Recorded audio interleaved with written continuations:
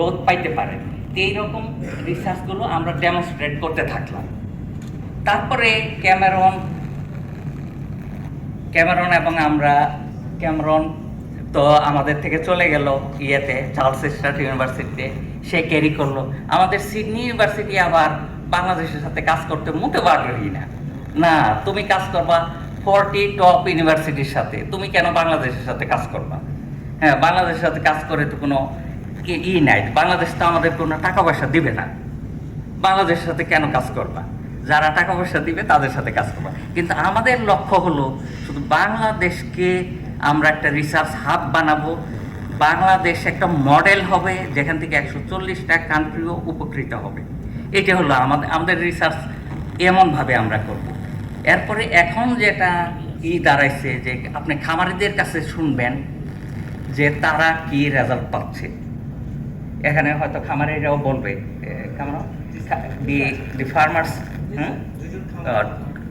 হ্যাঁ।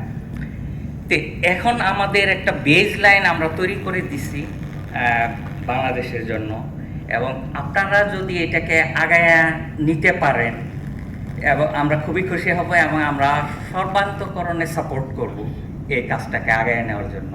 আমার মনে হয় যে ক্যামেরন এখন ইন ডিটেলস বলবে। এটা আমি ব্যাকগ্রাউন্ডের ঘটনা বললাম, আমি কোনো ডেটা বললাম না, কোনো কিছুই করলাম না।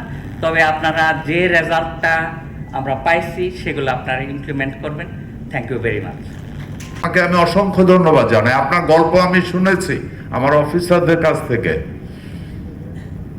যে আপনি যে কারণে হোক এখান থেকে চলে গেছিলেন, অস্ট্রেলিয়া গিয়ে সেটেল হয়েছেন, কিন্তু দেশের প্রতি আপনার যে ভালোবাসা সেটা আপনি মিস করেননি।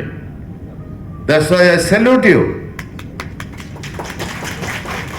ওখানে গিয়ে এই ভদ্রলোককে কনভিন্স করছেন, এবং এই ভদ্রলোক রিয়েলি আজকে আপনি যখন বক্তব্য রাখছিলেন তার আগে ভদ্রলোক আমাকে রিকোয়েস্ট করছিল যে আমি 12টাতে যাওয়ার, আমাদের যে ব্রাজিলিয়ান অ্যাম্বাসেডারের সাথে আমার একটা মিটিং আছে অলসো রিগার্ডিং ক্যাডার।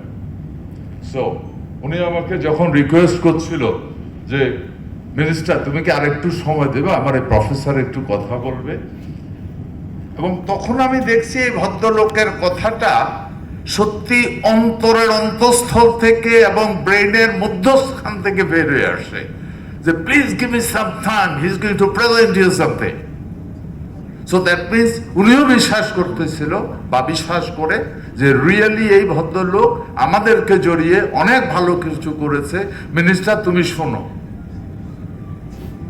সো এই ক্রিয়েশনটা উনিও অনেক পছন্দ করেছে। রিয়েলি আমি আপনাদেরকে কি বলবো, অকল্পনীয় ভাবে আমি এটাকে রিসিভ করেছি। আমরা বিশ্বাস করি আপনাদের এই উদ্যোগ শুধু বাংলাদেশ নয়, সারা বিশ্বের উপকারে আসবে, এবং আমি চেষ্টা করছি আপনাদের এই ঘাস দিয়ে আগামী 3 বছরের মধ্যে আমি বিশ্ববাজারে অর্গানিক মিট ইন্ট্রোডিউস করতে চাই।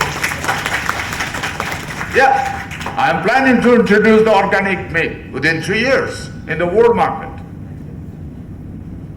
Because that's the only one problem I was facing, that is the grass.